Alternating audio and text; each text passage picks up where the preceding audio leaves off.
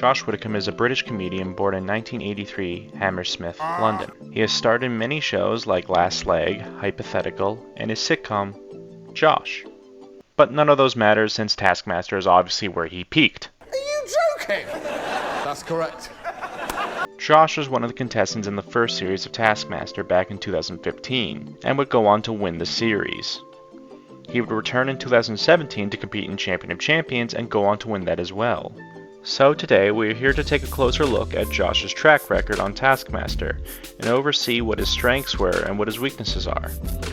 Then at the end I'll throw in some random facts. Oh, and one more thing. Throughout Taskmaster there have been a variety of tasks, many of which can be grouped as subjective or objective tasks. There is a website called Taskmaster Info, and the clever people there have been able to break it down even further into physical, mental, creative, and social tasks. So I'll be pulling info from there while also throwing in what I have found in my research of rewatching Season 1. Anyway, I'm Little GP, and this is Josh Widdicombe's Taskmaster profile.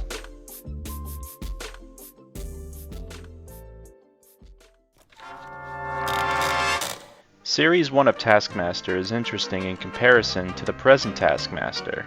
The set was an actual theater, there was only 6 episodes instead of 10, team tasks were scored differently, and Greg gave an introduction to each contestant. One of these contestants is Greg's special boy. Here's Josh's stats. Josh has won a total of 3 episodes, 2 of them in Series 1 and a single victory in Champion of Champions. He scored a total of 131 points between both shows, 94 in Series 1 and 37 in Champion of Champions. He's won a total of 11 tasks, came in 2nd place 8 times, 3rd place 8 times, 4th place 7 times, and last place 5 times. We can see that out of all categories, it seems that Josh in Series 1 is better at mental tasks, while his weakness seems to be social tasks. While in Champion of Champions, Josh seems to have improved in creative tasks, while physical tasks don't seem to be his bread and butter.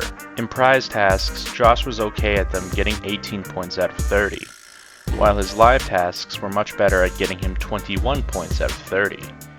The film tasks were okay with 49 out of 81, but his team task score was just abysmal, getting only 2 points out of 6. And the tasks where he had to showcase something in the studio, he got a perfect score of 10 out of 10, which is rightfully deserved. He permanently inked himself and grew a disgustingly large toenail.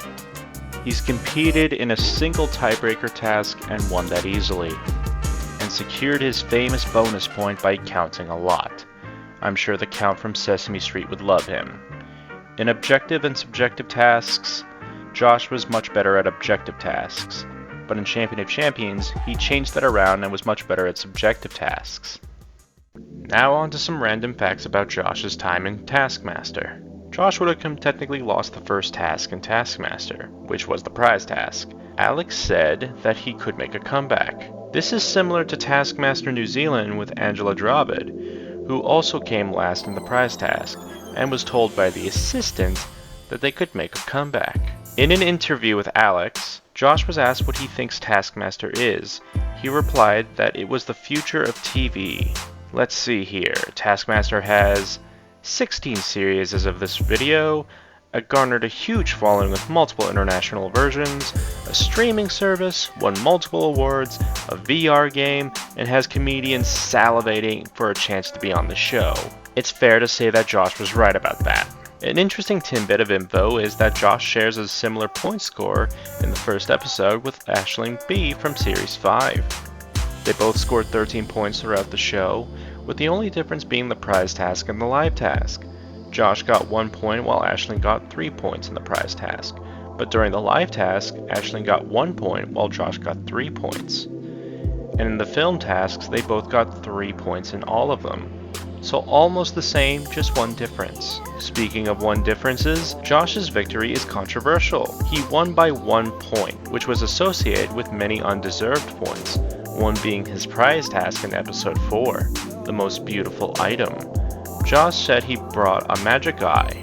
For those who don't know what a magic eye is, it's a picture that has an image model which is arranged with a repeating pattern to essentially have a hidden image in it. The magic eye that was handed in was supposed to be of the Taskmaster being naked. Greg gave it 4 points, taking the benefit of the doubt that it was him. But during the Taskmaster podcast, Josh was questioned because it was revealed that the hidden image was of a duck. Josh commissioned the art piece, but the production staff didn't follow through on a naked Gray Davis. It was probably for those few people who could read a magic eye painting, and so not to receive any complaints about showing a naked man on TV. But that is not the one point people talk about the most when it comes to Josh's time in Taskmaster. It's the infamous bean point.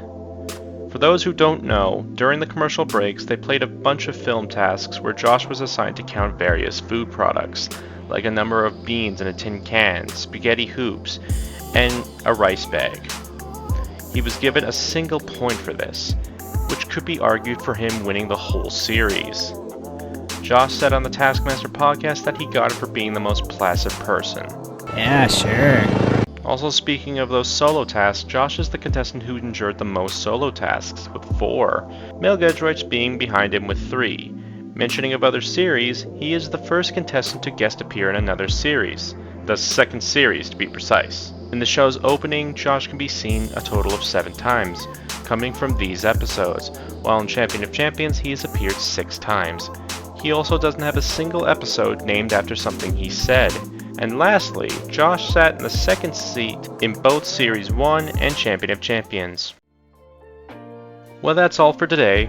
Thank you for watching. What do you think of Josh Widdicombe's time on Taskmaster? Do you think he is a proper champion?